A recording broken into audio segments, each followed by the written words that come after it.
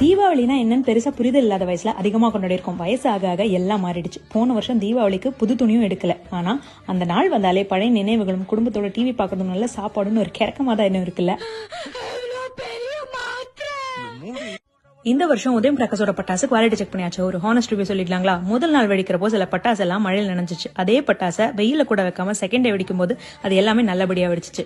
இவங்க கிட்ட கிட்ஸ்க்கான cracker package கூட இருக்கு. அந்த பட்டாசு எல்லாமே ரொம்ப சவுண்டா வெடிக்காத மாதிரி கஸ்டமைஸ் பண்ணிருக்காங்க. கிட்ஸுக்காக கன் ஸ்குவாட், வேர்ல்ட் கப் சீசனால bat and ball crackers, rockets, comets, helicopter shots, water லில்லின்னு எக்கச்சக்கமா வச்சிருக்காங்க.